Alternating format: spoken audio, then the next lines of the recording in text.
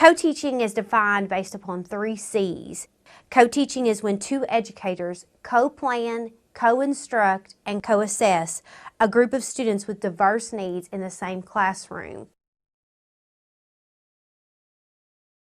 It is not simply just dividing tasks and telling someone to do this and someone to do the other. It's not just dividing students without thinking of why we're dividing these students. It's not one person teaching while the other person is grading papers or doing other planning tasks. One teacher is not watching the other, sitting off to the side and not engaged and not purposefully paying attention to some element.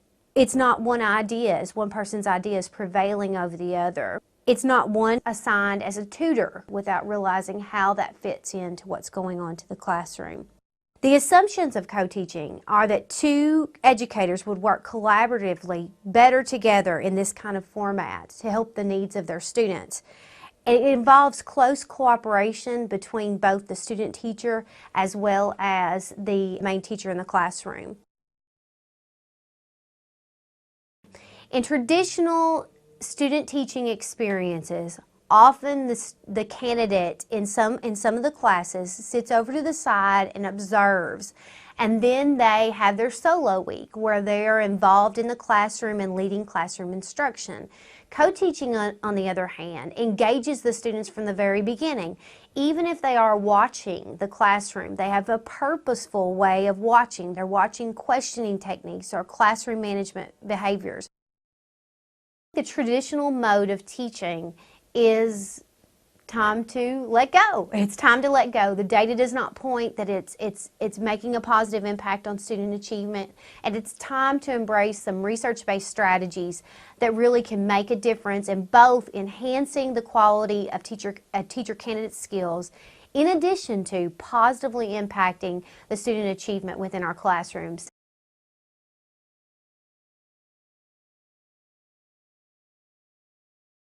There are many reasons why the idea of co-teaching has been embraced.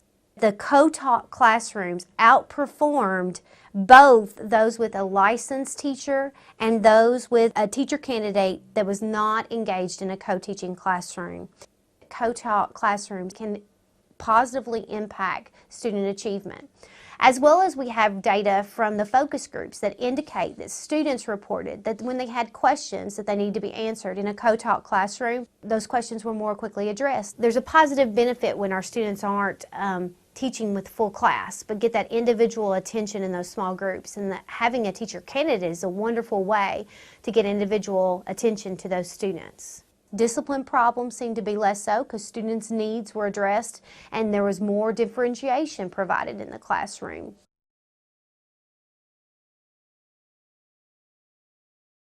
First, improved classroom management skills because they were active, engaged with the students from day one. They had a lot of experience teaching, and thus their classroom management skills were at a higher level than in the other classrooms where they didn't engage in co-teaching.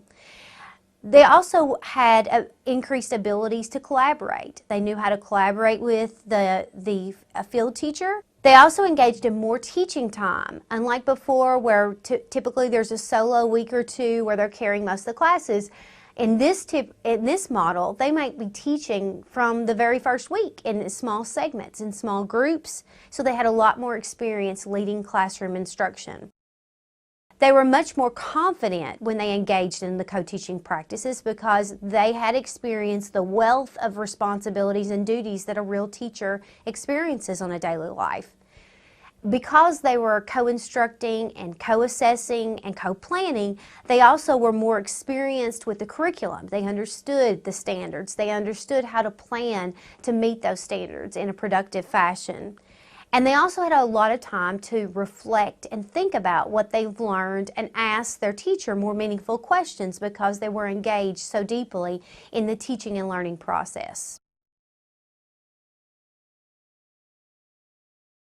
The benefit for the students particularly is that they should leave that classroom with fewer questions on their homework and assignments because they have 2 educators working together to address those assignments, to clarify their understandings, and also opportunities for smaller groups of instruction. Instead of just full class, we can have, with 2 educators, we can break the class down into smaller groups.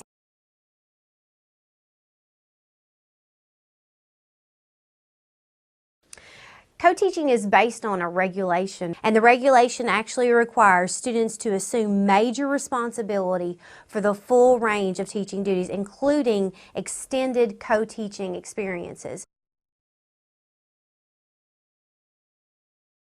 First, sit down with the teacher candidate and plan out how their week would be structured. Thinking about the week, what we're going to cover that week, what would each do, and which one of the strategies would be the best fit with what we're doing. I recommend teachers use the planning tool to think about how they could structure their lessons prior to the week before it begins. In a co-teaching classroom, students would immediately start working with students, learning students' names, and jumping into working in the classroom. They would engage with students, assisting in the learning from day one. They would be expected to take on leadership in all three of the areas: instructing and assessing and planning.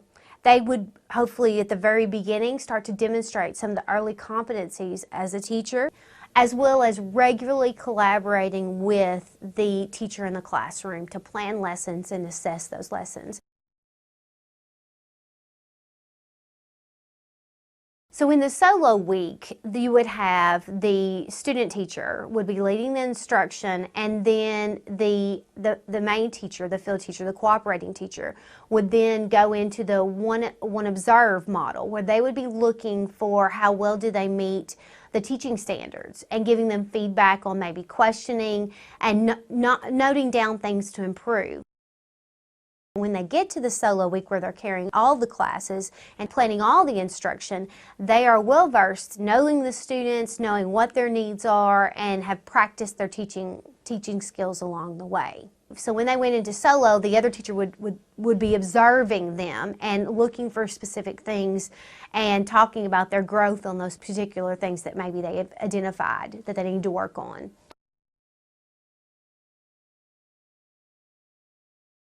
The challenges associated with co-teaching is it does require the two teachers to sit down and plan together prior.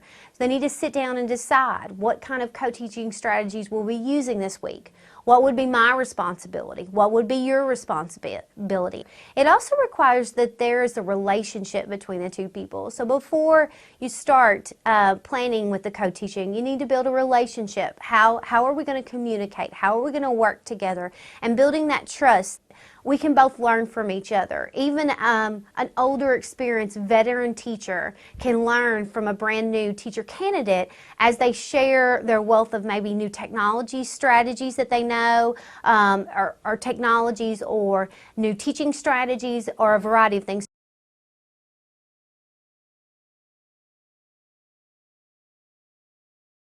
Co-teaching can be used at all times. You would just use the various strategies.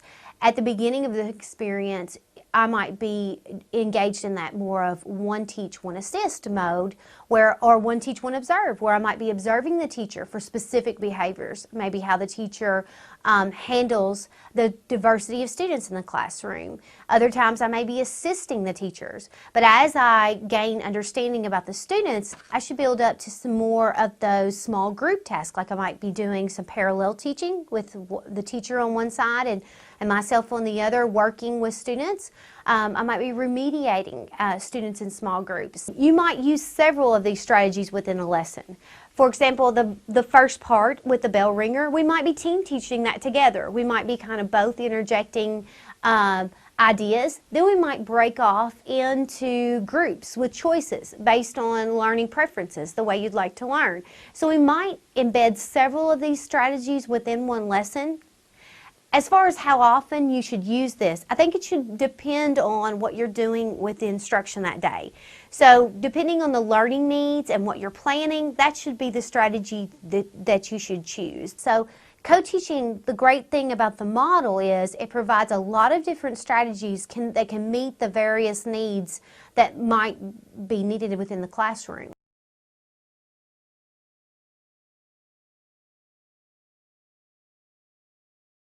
One of the first co-teaching strategies is one teach, one observe.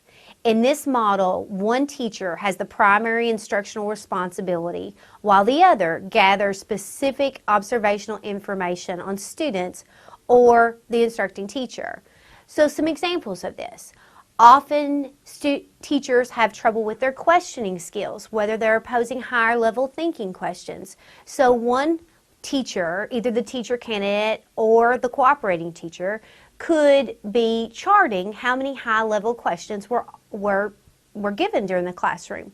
Another example might be to notice how many students were engaged during the classroom. So you could chart how many students, at what points were they engaged, were there certain activities where they seemed to be more engaged than others. So we're looking for specific data on the students and collecting that data. Like, what goes around comes around, that's not really a theme. They're a little bit deeper than that. Young love is extremely foolish. All right. All right, so write those three down. I'll give you a couple seconds head start. More relevant to the story, but at the same time, it can spread to all of humankind. Yeah.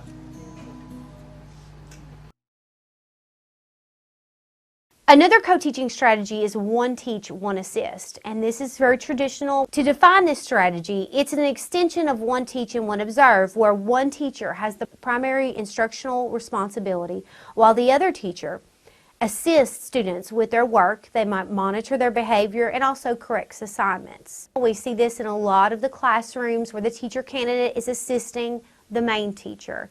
This also should be reversed with the teacher candidate leading instruction and the main teacher assisting the teacher candidate.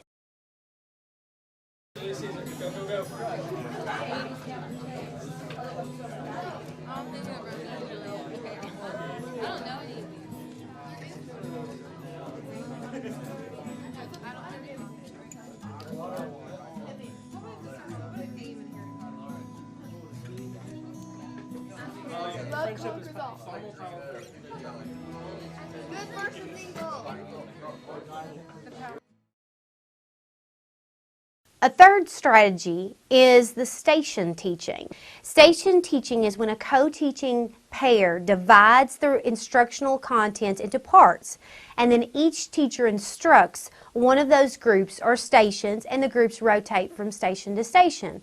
So there might be some instructional basic information that's shared in one group, another group where they could build on the skills. So there might be various things that are going on in the classroom.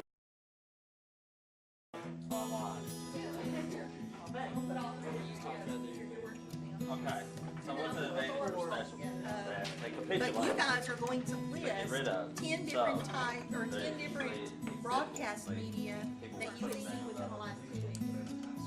Okay, what you guys are going to have for 10 examples of print radio.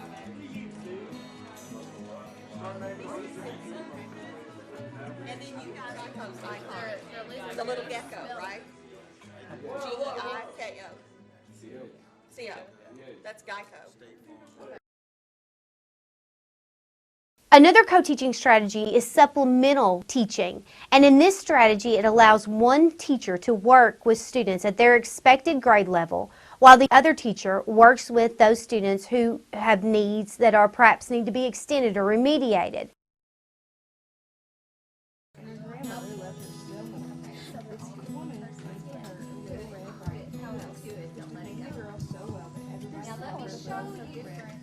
What it is, just sorry. Telling the story. Tell me. Think back to the plot first of all. Even with just help us first story. This is really popular after a formative assessment. A lot of our teachers are using this to divide the students based on students that already met the learning target would go to one group, and those that did not meet the learning target could go to another group for remediation. The benefit is the power of quickly taking formative assessment data and then addressing students' needs immediately instead of waiting to the end of the unit. Plus, they get that teacher candidate right there, one-on-one assistance to meet those, to help them understand those learning targets. The next co-teaching strategy is parallel teaching. In this strategy, each teacher instructs half of the students. The two teachers are addressing the same instructional material and presenting the material using the same teaching strategy. So literally, it's taking the class and dividing the students in half with the same lesson occurring in both sides of the classroom. So one might be at the front of the classroom, another might be the students turned and watching the teacher candidate at the back of the classroom.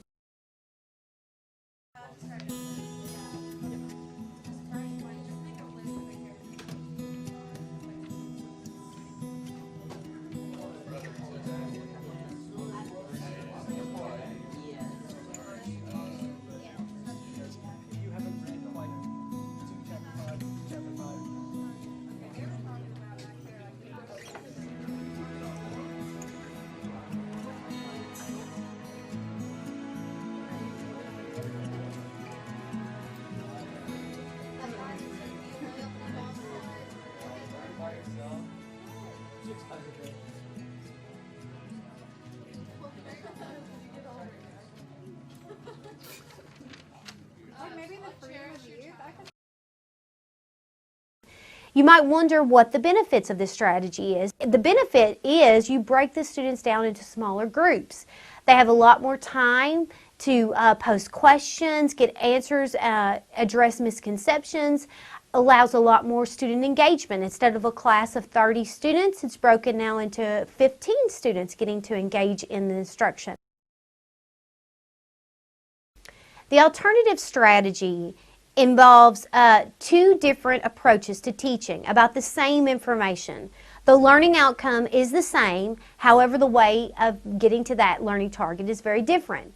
This might involve a choice. Students might enter the classroom and on the door it might say you have two options today. You can choose A or B. So students, based on their learning styles, might choose different options based on maybe the ways they like to learn or their interests.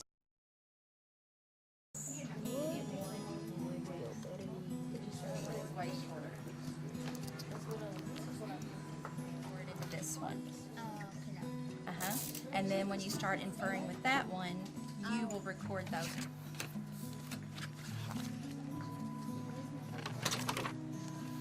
Thing going on.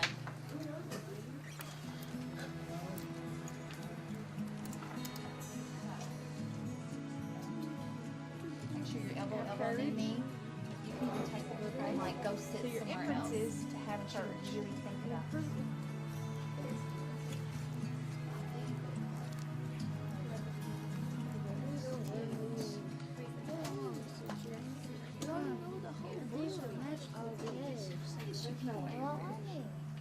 Try to find at least one other thing.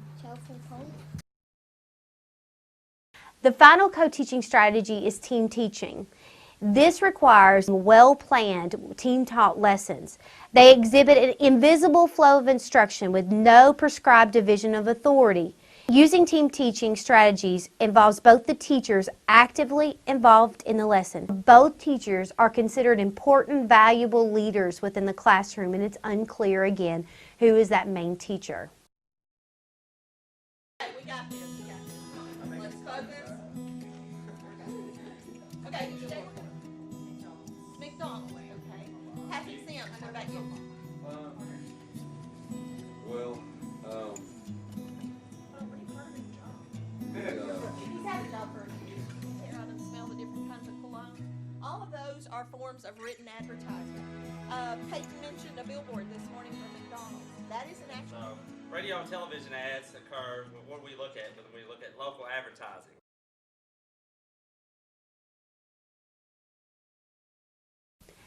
Co-teaching really embraces a lot of the good things that we talk about in education and really can make a positive impact on our students, but it does require some changes in the thinking of educators.